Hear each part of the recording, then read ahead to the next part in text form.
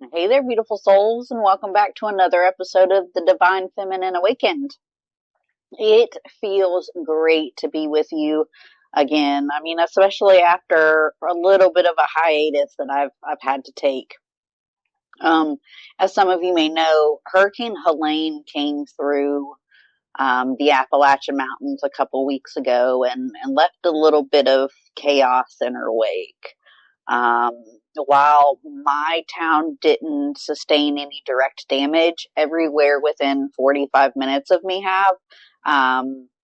So as you can imagine, that slowed things down a bit for me as really us and the whole town kind of switched into helping those around us. You know, life, much like the seasons, has its ebbs and its flows, and sometimes we need to take time for rest and renewal, I guess, and reflection. And Samhain, the festival that we're going to explore today, is the perfect reminder for these natural cycles. And while I can't share everything that's been happening just yet, I want you guys to know that I'm back, re-energized with my Samhain mug of deliciousness. I've had a smoky smoke to get my mind right, and I'm super excited to dive into the mysteries of Samhain with you all. You know, this is a sacred time of year, a time where the veil between the worlds is thin, and we can honor both cycles of life and death. It's the perfect moment for us to reconnect. So let's take this journey together. So if you haven't already, go ahead and grab your mug of coffee or tea, whatever you like. If it's cold in your area, grab a mug. I've been lucky to have some fairly warm weather, which is not like this area. So today I'm not needing my comfy blanket, but let's get cozy and let's get into everything about Samhain.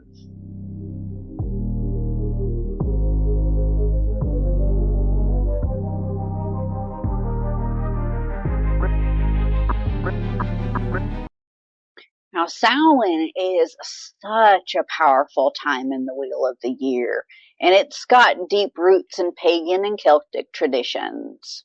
You know, for our ancestors, Samhain marked the end of the harvest season and the beginning of winter, the darker half of the year. It was seen as a time of both celebration and deep reverence.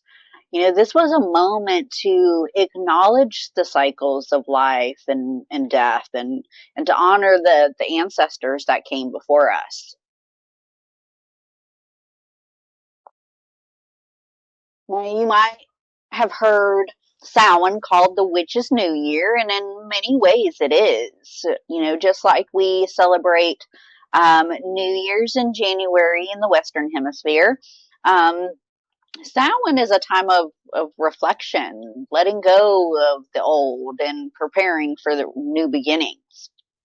But instead of the fireworks and the parties, this transition is marked more by introspective and like sacred practices, like rituals, offerings, and just connecting to the other side as the veil between the worlds becomes thin. This time of year also asks us to embrace the natural cycles of death and rebirth. It's not just about like literal death, but also symbolic death. The things that we need to release, to grow and evolve. As we move through life, we continually experience these smaller deaths. I mean, think about it. We've got deaths of relationships, of habits, deaths of beliefs, you know, things that make space for something new to be born.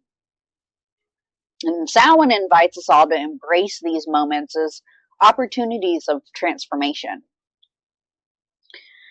I remember the first time I truly connected with Samhain. It was about 2 years ago. I was going through, a period of intense change in my life. And it really felt like in the moment, everything that I had known was coming to an end. That year, I embraced Samhain as kind of a time to release those old habits and those beliefs. And it really helped me find peace in the process of letting go, which was something I had found very hard to do in the past. I mean, it's amazing how this season can provide such comfort knowing that in the darkness, those new beginnings are always waiting for us. What I find fascinating is that the many traditions that we associate with Halloween today, like carving the pumpkins, dressing up, and trick-or-treating, actually have their roots in ancient Samhain practices. People would carve faces into turnips to ward off spirits. Excuse me. They'd wear costumes to blend in with the outwardly beings. And they'd even offer food to the spirits in exchange for protection and blessings. Now, while Halloween has taken on a life of its own, at its core, it's still a reflection of the magic and mystery that surrounds Samhain. And there's something about this time of year that just feels different, isn't there? As the days grow shorter and the nights colder, like we're naturally drawn inward. It's like the earth itself is inviting us to slow down, reflect, and prepare for the quieter months ahead. For many of us, this energetic shift can feel a little heavy. You might feel more introspective, emotional, even nostalgic. And that's okay. Like Samhain reminds us that it's not only natural but necessary to rest, reflect, and release. This is also a beautiful time to connect with the divine feminine. Samhain reflects the feminine energies of cycles, the endless dance of life, death, and rebirth. It's a time to trust our intuition, to honor the wisdom of the dark, and to find strength in the quiet, internal spaces. It invites us to listen to the whispers of our ancestors and the wisdom that lives within each of us. So as we move through this sacred season, I'd love for you to take a moment and ask yourself, what is it that you need to release right now? What old patterns, beliefs, or habits are you ready to lay to rest? And what are you ready to make space for as you move into the new? These are the kinds of questions that Samhain invites us to sit with, and they can be powerful tools for growth and transformation.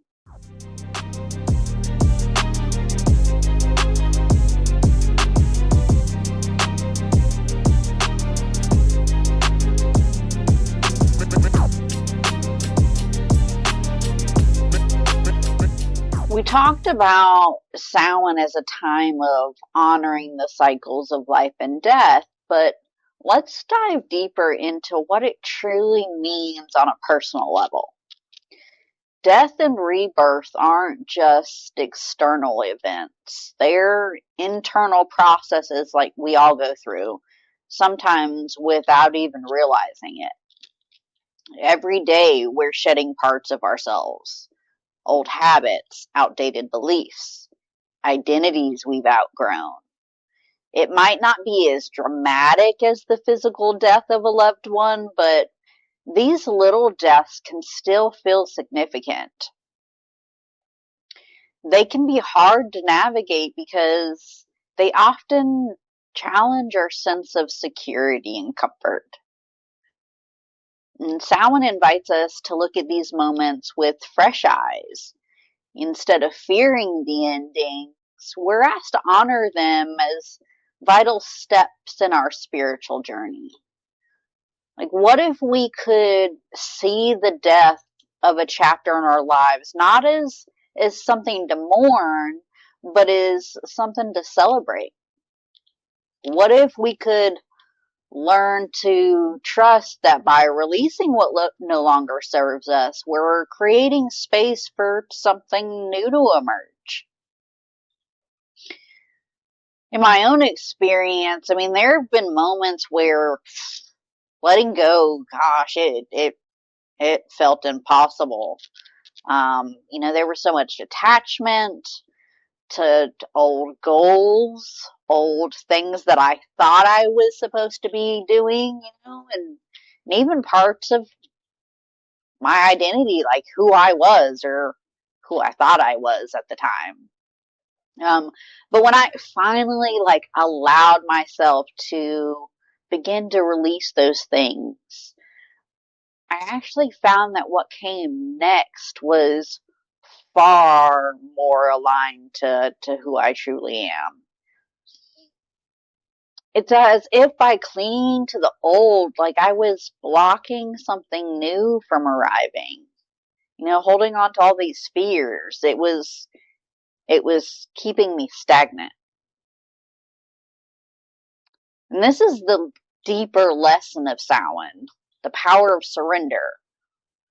Death isn't something to resist. It's that necessary part of growth, whether we're talking about the physical body or a spiritual evolution.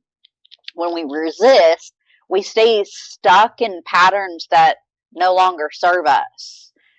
And when we embrace the death of what needs to fall away, we allow rebirth to happen naturally. And this doesn't have to be a dramatic process. It can be as simple as letting go of old beliefs that limit us, or gently releasing emotional baggage that we've carried for too long.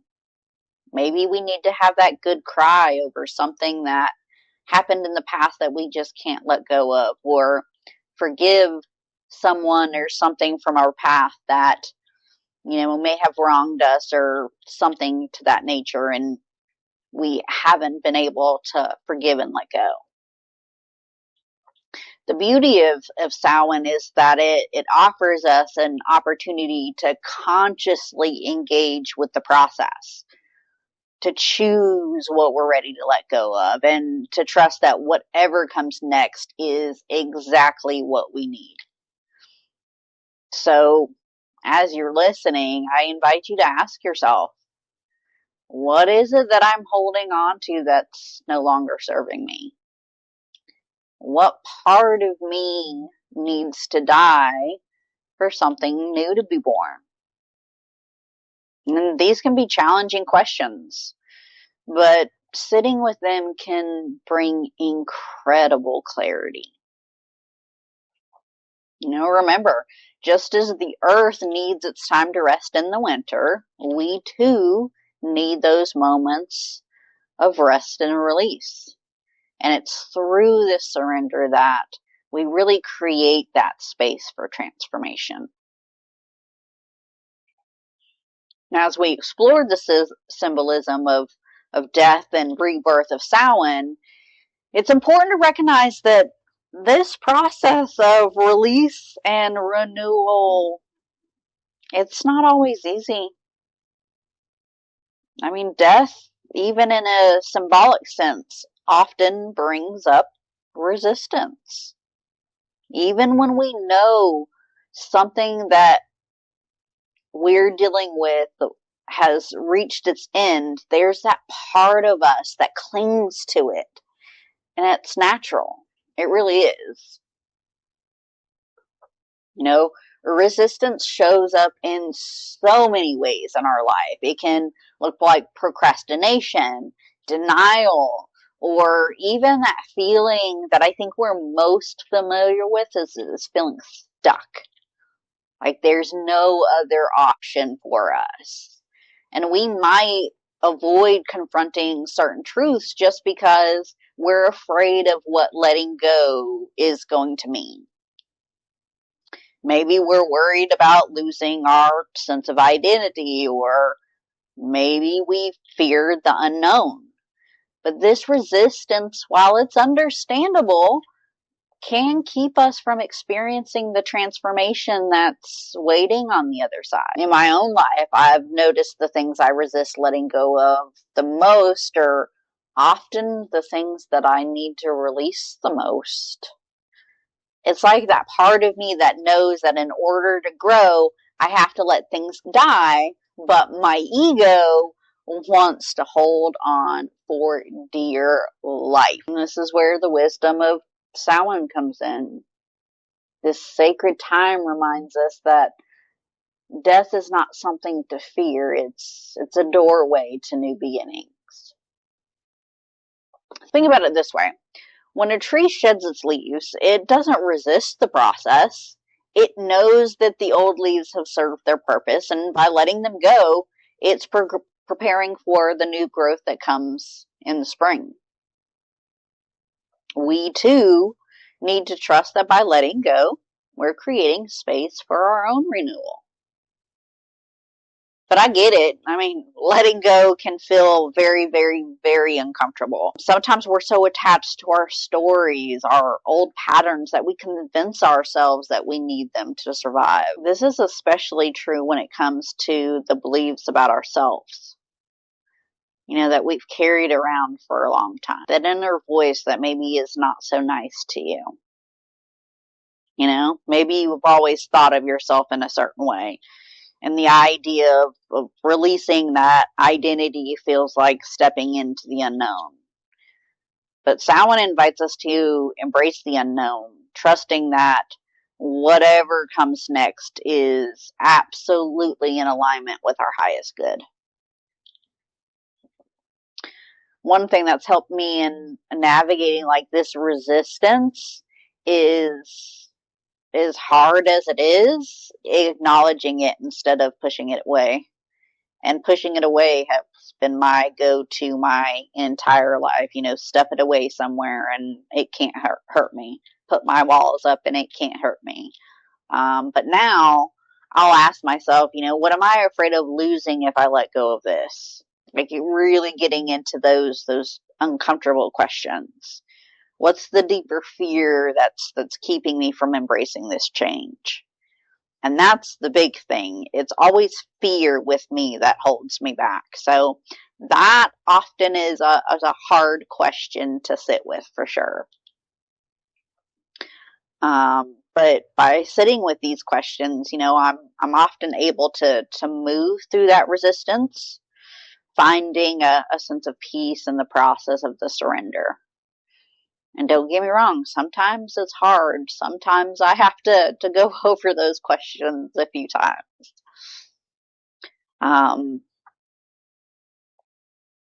So I guess as you reflect through this conversation, reflect on what needs to die in your own life. Notice where that resistance shows up. Is there something you've been holding on to out of fear or uncertainty? And can you give yourself the permission to release it, knowing that, just like nature, you're always in a state of renewal. When we release the old, we make space for new growth, for rebirth. This is the gift of Samhain. The opportunity to consciously engage in this cycle of life and death and rebirth. And to trust that through the process, we're always evolving into a more authentic version of ourselves.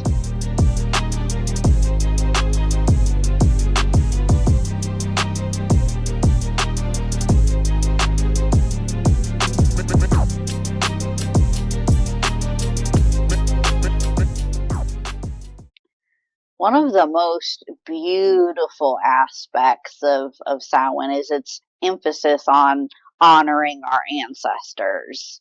This time of year, the veil between the worlds is said to be thin, making it easier to connect with the spirits of those who passed on. Like for many of us, this can be a time to reflect on the legacy of our ancestors, the lessons they've passed down, and the ways in which their presence continues to influence our lives today. I know especially here in the Appalachian Mountains, like our roots are deep in these mountains, and all of us or most of us grow up with certain meals that we cook, traditions that we have carried on through generations. But what does it mean to honor our ancestors? And it doesn't have to be like this complicated or formal process. It can be as simple as lighting a candle, saying a prayer, or offering gratitude for the guidance and the wisdom they've provided. Whether we're connecting with ancestors we knew personally or those from generations far back, Samhain offers us the opportunity to bridge that gap between the seen and the unseen. Now, during this time, you might even notice an increase in unexplained activity around you. Whether it's sensing a presence, how many times have you been sitting there and thought you felt somebody walk behind you, or you felt somebody in the other room only to walk in there and find nobody was there? Maybe you hear whispers or even smelling the familiar scent of a loved one who's passed on. These are all the signs that the veil is thin and our ancestors are closer than ever. And I've had some pretty interesting experiences around this time myself in this house. And I will say that I used to be a huge skeptic when I was younger, which is so funny. And I would always say, I don't believe things unless I experience them myself. Well, the universe definitely had a way of showing me that, there are other realms. So I'll share this story with you. And like I said, it's happened in this house. Most of the activity that I've experienced in my life has actually been in this house, which is pretty interesting. But I remember one night I was woken up to the sound of, my husband coming back into the room. I think he went to the bathroom or got something to drink or something. And just as he walked in, I heard a woman whisper as clear as day, "Hey." I mean, it was so clear that my husband responded to the voice thinking it was me. And then, there's been other moments where we've found clothing or items around the house that don't belong to anybody living here. So those have been comical conversations to sit here and, everybody asks, "Hey, is this yours? Is this yours? Is this yours?" And nobody knows where it's come from. But these subtle but powerful signs remind me that the presence of our ancestors is always with us, especially during this sacred time. For me, this practice of honoring my ancestors often starts with quiet reflection. I'll set aside time during this season to sit with the memories and the energies of my ancestors. And sometimes that looks like, going through old photos, or it might be something more intuitive, just feeling their presence around me. There's something incredibly grounding about acknowledging where we come from and recognizing that the strength, resilience, and wisdom of our ancestors live on in us. I mean, think about all the things that have happened through history. Our ancestors went through that stuff, so there's definitely strength and resilience there. And I think it's important to remember that when we talk about ancestors, we're not just talking about blood relatives. An ancestor can be anyone who's had profound impact on your life, or the world in which you live. This could be a mentor, a teacher, or even a historical figure whose work has shaped your path. Honoring these individuals can be just as powerful as their legacy continues to influence in subtle ways today. As we honor our ancestors, we also create space for healing, which I don't think most people think about. Sometimes there's unresolved wounds or patterns that have been passed down through generations. And by acknowledging and honoring our ancestors, we can begin to heal those wounds, both for ourselves and for those who came before us. This is especially true if there's been pain or trauma in our family line.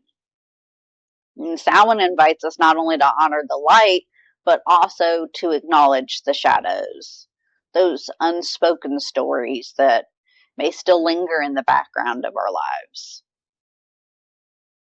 One of the ways that I like to engage with this energy is through creating an ancestral space or altar. And I use the term altar loosely because I don't personally worship a deity of any kind. I mean, each person's practice is different and very sacred and personal. It can be as simple as a space with photos, mementos, or objects that remind me of those who've come before me. I might leave offerings like flowers. Any food offerings that I typically do are done outside, just because, well, bugs and critters. I'm okay with ghosts being in my house, but I don't want to invite those little things in my house. So I do this as a way of showing gratitude. This small act of resemblance really helps me feel like connected to something larger than myself, to the lineage of souls that have paved the way for my journey. And in many cultures, this practice of honoring the dead is a central part of community life.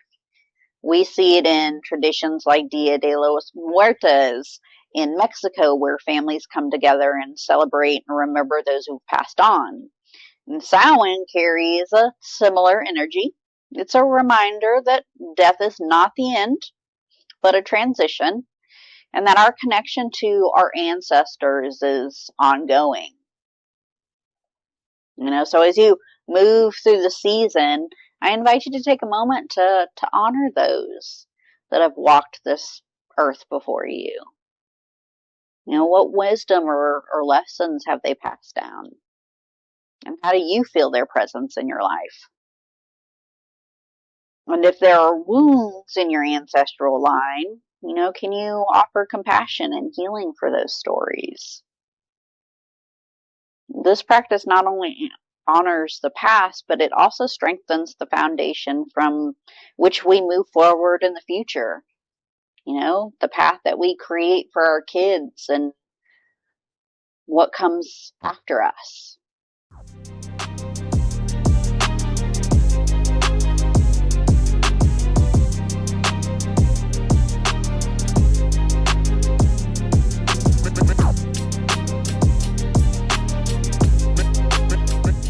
So now let's dive a little deeper into the rituals and celebrations that accompany Samhain.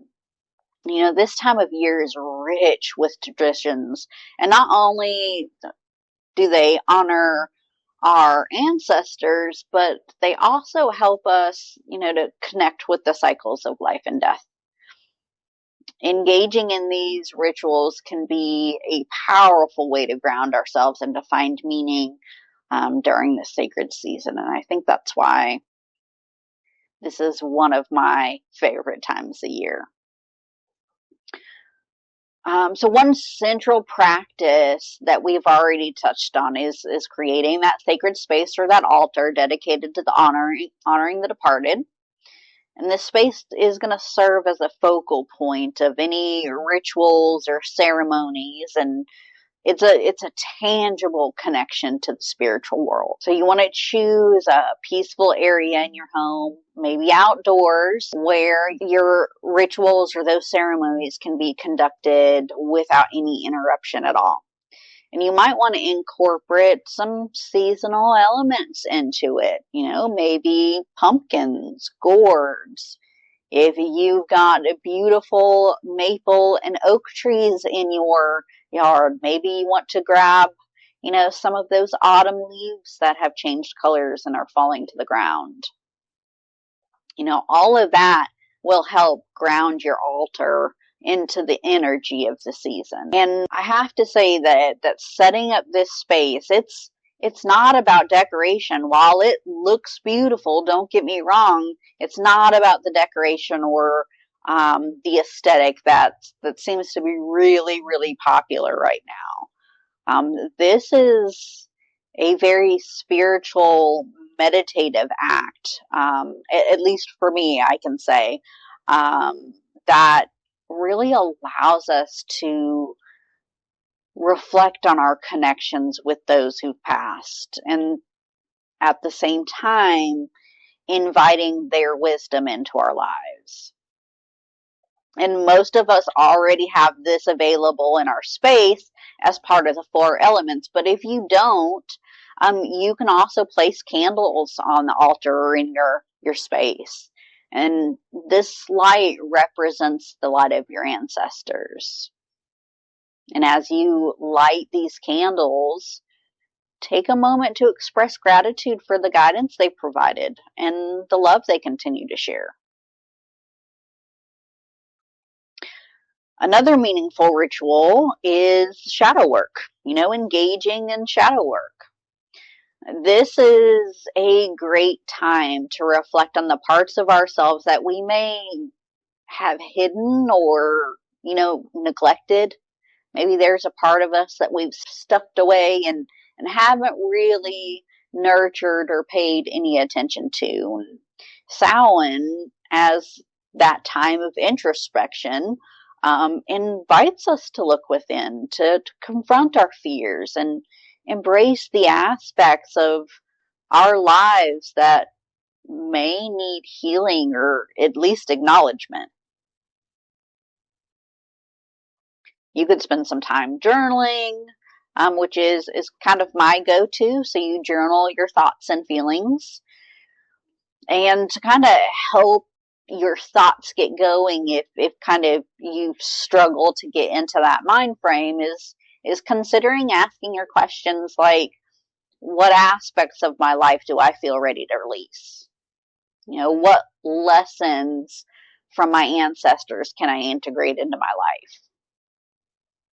Creating a safe and quiet environment for this reflection can also enhance your experience and foster deeper insight. So I encourage that you do it when you're alone, when you can really make it a sacred and spiritual time. For those of you that may be religious, think of this time as being as sacred as going to church. That time that you allot to go and do your worship or your honoring.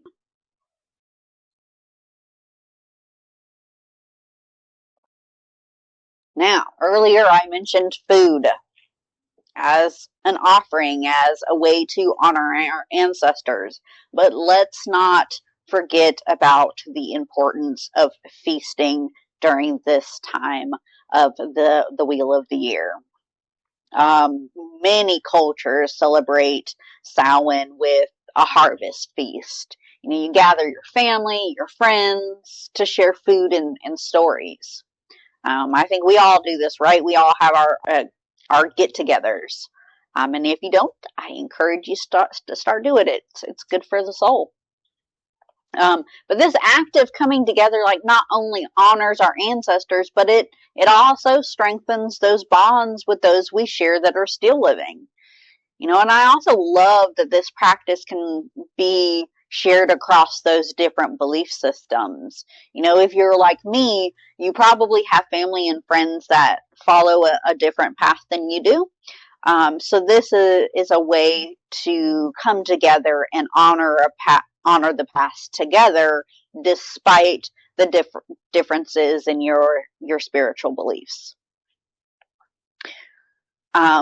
Consider preparing a meal that includes seasonal ingredients, maybe things from your garden or foraging adventures, such as root vegetables, apples. I know in my area, there's apple trees everywhere. So if you don't have an apple tree on your property, you're probably going to find it somewhere in the middle of the field. Grains. Maybe you like to grow your own grains. And make these meals with those ingredients and have these feasts while you're sharing stories about your loved ones. Reminisce about times past, and share those memories with everybody. Share stories that maybe your friends have never heard, and vice versa. This, it creates a sense of connection across the generations, and I think that's what I love. There's nothing like sitting down with our grandfathers and grandmothers and hearing stories of times past and stories that have been passed down through the generations. I mean, there's just nothing like it. And you might even want to prepare a special dish that has been passed down in your family. Something that is just a family favorite. I know for me, a special place in my heart is my grandma's pecan pie. I absolutely love it and have fond memories growing up as a kid, watching her make these pies from scratch and just the enjoyment out of it. And she didn't stop at pecan pies. She made almost everything. And those meals that you grew up on and that you love, consider making those, especially if those meals come from loved ones that have passed on. Create a warm, communal atmosphere that's filled with love and remembrance. Make it a joyful time. Going back to the other rituals, we talked about feasting. We talked about creating a sacred space. Now let's talk a little bit about divination. So maybe you want to practice divination during Samhain. Many people, including myself, believe that this is a powerful time for seeking guidance from the universe and connecting with the energies of the ancestors.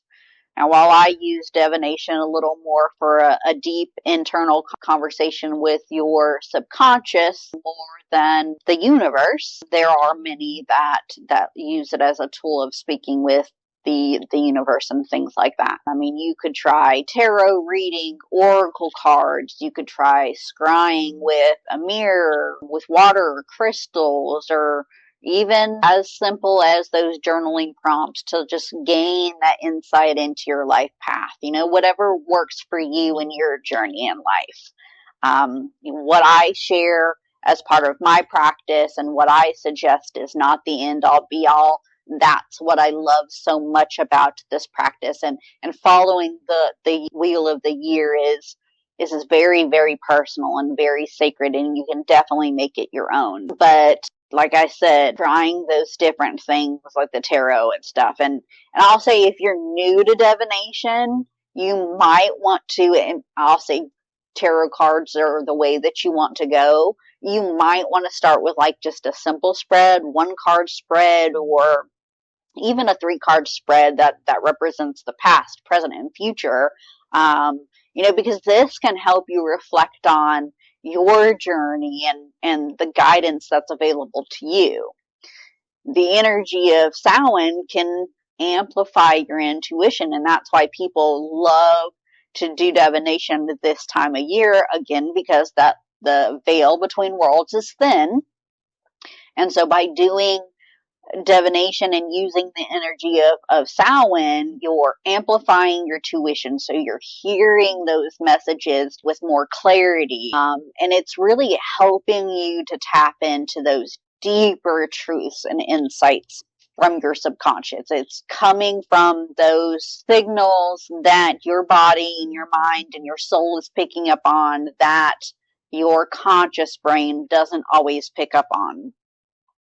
These are the things that your ancestors may reveal to you. And if you're feeling bold, then you could consider hosting a dumb supper.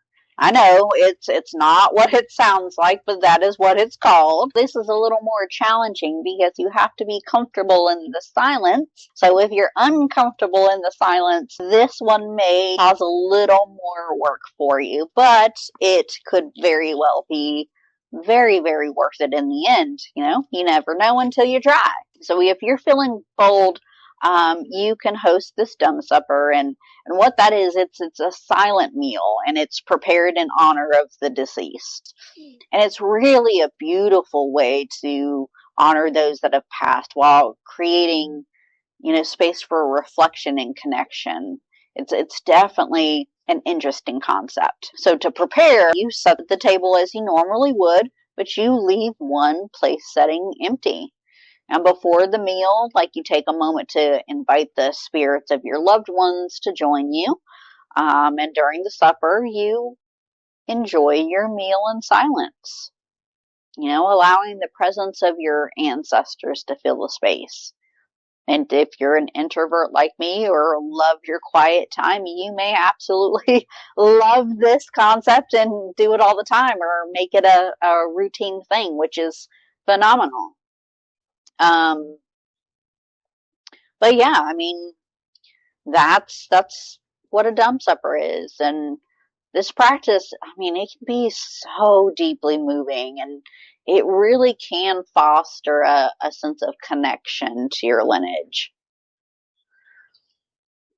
Ultimately, the rituals that we choose to engage in during Samhain should resonate with you in your personal beliefs and practices. You don't have to take what I've suggested or what I do and adopt them as your practice. This is completely individual and your own, as I said earlier. So whether it's that simple candle lighting, or maybe you do something more elaborate, a bigger ceremony, that intention behind our action is what truly matters. So if you've got the right intention during that simple candle lighting, or that prayer that you want to say, or even that elaborate ceremony, that is what matters in the practice of honoring our ancestors. This is the time for honoring the cycle of life, acknowledging our losses, and then also celebrating the connections that we share, both with the living and the departed. We all hold that connection to the people who have passed on.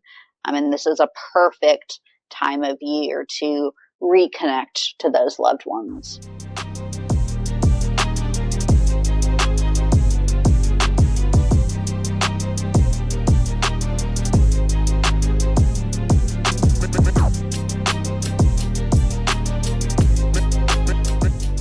Now, as we come to this part of the episode, this one's turning out to be a long one. I didn't expect this one to be so long, but I'm here for it. I love this conversation.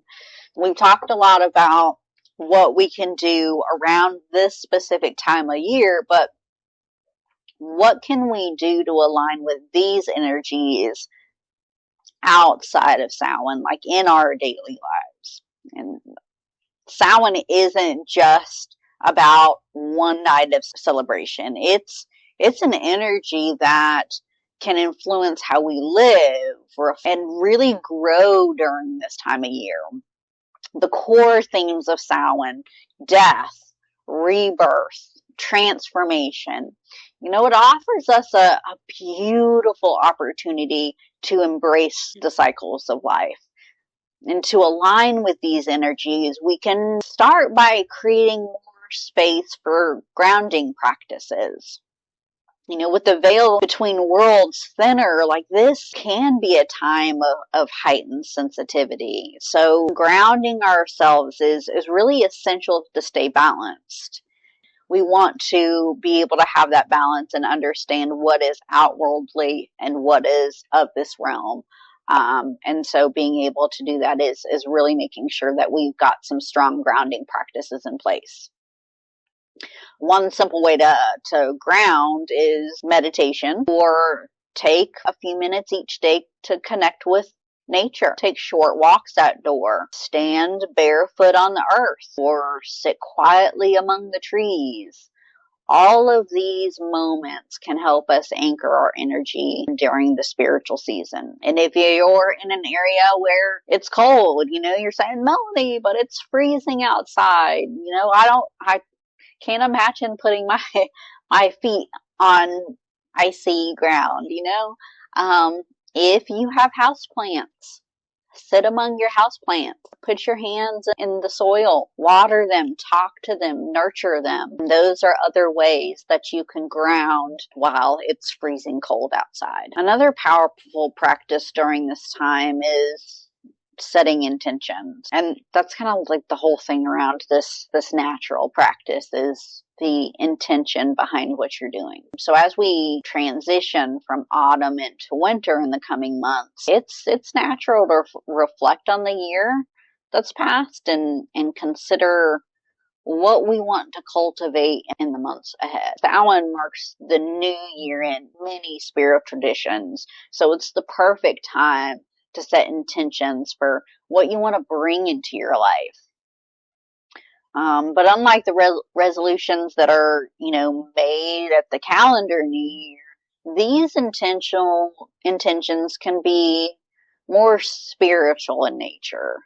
These are going to be focused more on personal growth, inner healing, that, as I said, the shadow work, the healing journey we have to go on, and that spiritual alignment. So take some time to sit with these intentions, perhaps lighting a candle or meditating as you reflect on them, allowing the energy of Samhain to guide you through setting meaningful goals for your journey.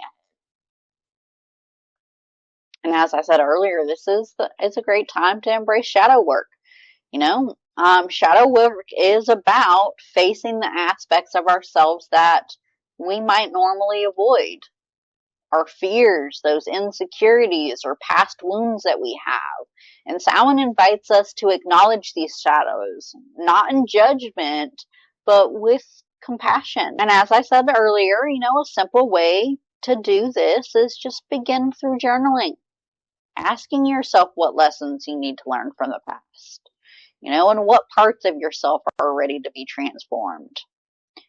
Remember, shadow work isn't about fixing yourself. It's about understanding, accepting, and integrating all parts of who you are. And this type of reflection can bring profound healing, helping you to more align deeply with your true self, as you move into the darker months. When everything slows down outside, this is a time that we typically see the seasonal depression and maybe just a general depression disorder rearing back up.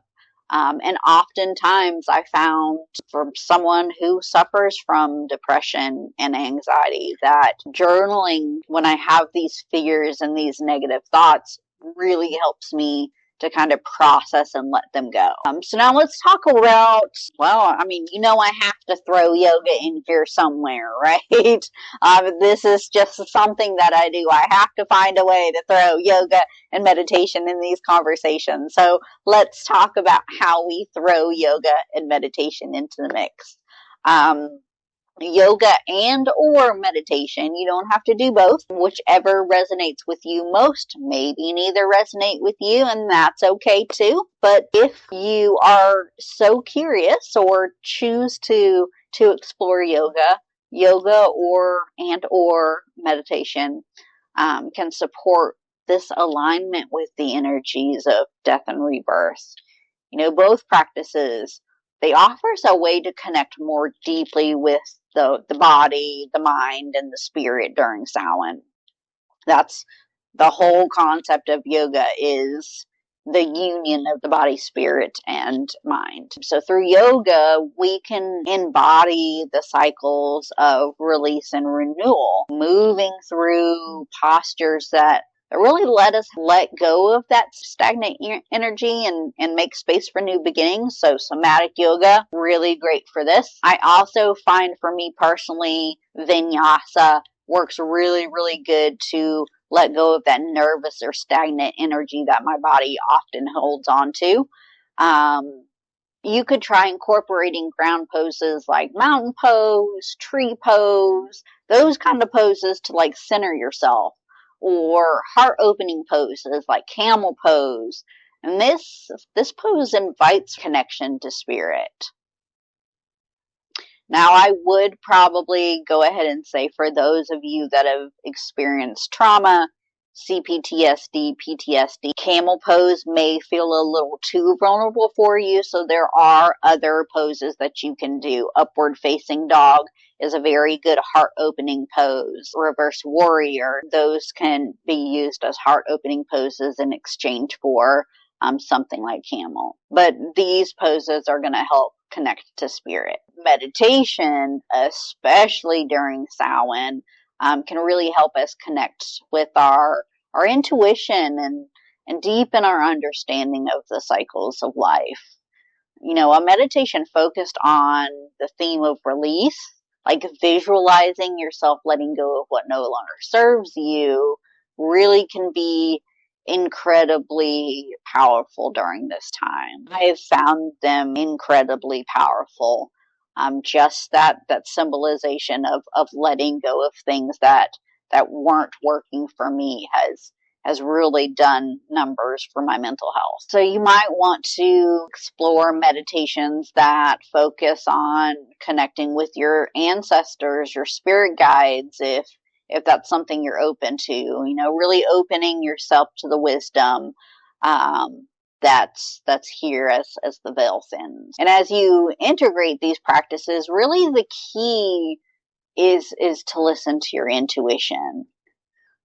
I mean, that's the whole thing in your yoga practice, your meditation, just everyday life. Listen to your intuition.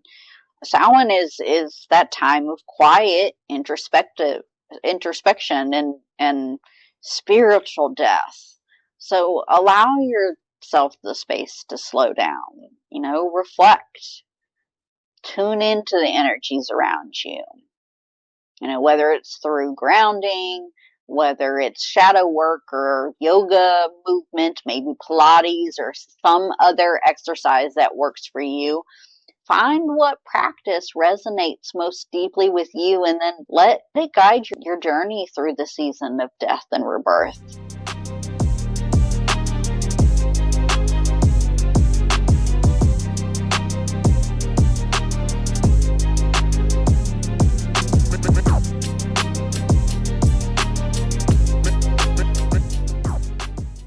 All right. So as we begin to close this episode, I want to take a few moments to share my reflections on Samhain.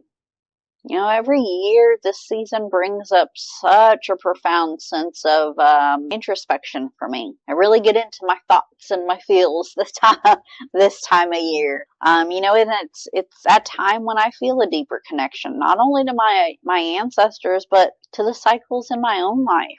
There's something about Samhain's energy that just encourages me to slow down.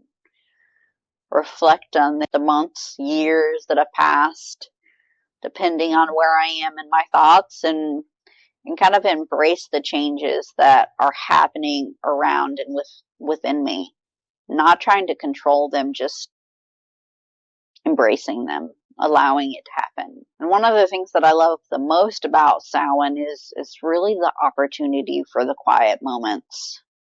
My introverted self loves the quiet moments. And I find myself drawn to spending more time in nature, especially being here in the mountains.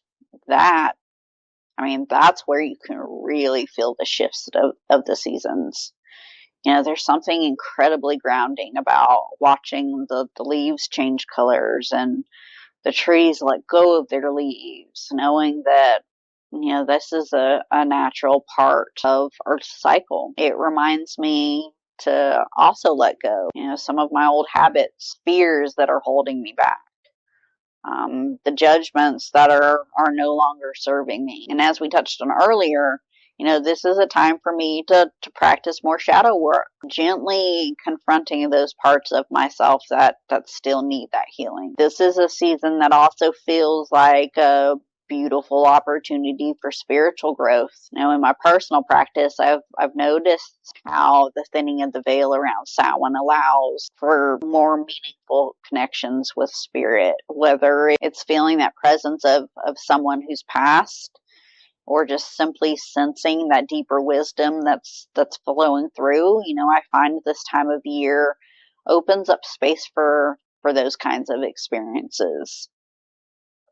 And as I mentioned earlier in the episode, there have been moments when I've felt guided or heard whispers from the other side, and those experiences reaffirm that, we're never truly alone, even when it feels like we are. I encourage each of you to take some time this Samhain season to explore your own relationship with death and rebirth. It's not always an easy thing to contemplate. Death in particular can bring up fears or discomfort, but Samhain gives us the gift of seeing death not only as an ending, but as a transformation, a transition into a new cycle. As we honor the dead, we also celebrate life and the possibility that rebirth brings. One way to honor this cycle in your own life is through those simple offerings. You don't need to create a grand altar or perform any elaborate rituals if you don't want to.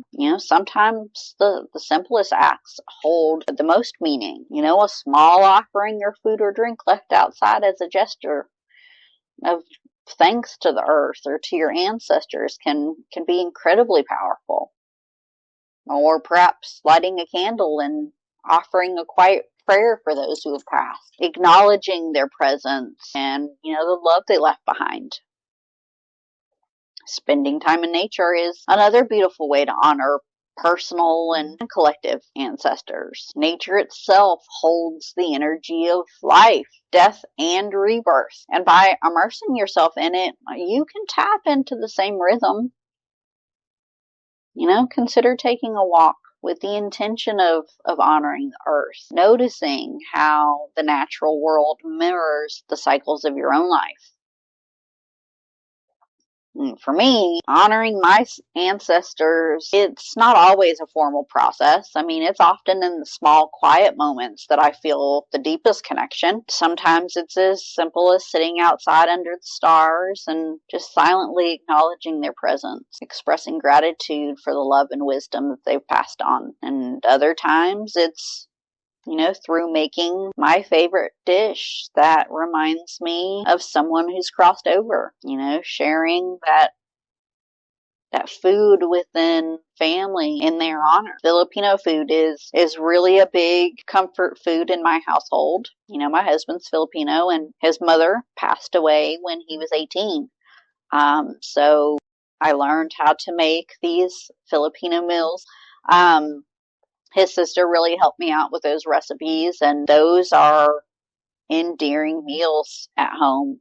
You should see everybody's face when they come in and they smell that adobo or sinigang or lumpia, frying. They go through the roof. They love it, So as you navigate this season, I invite you to explore what resonates with you. Maybe you feel called to create an altar, or maybe you just prefer to honor this time in a more personal, quiet way. However you choose to celebrate, remember that Samhain is a time of deep connection to ourselves, to our loved ones who have passed, and to the natural cycles that govern life and death. And in closing, I encourage you to embrace the energy of Samhain with an open heart. Reflect on what this time of year means for you personally. How can you honor your own cycles of death and rebirth? What lessons can you take from this season as we move toward the quieter, more introspective months of winter.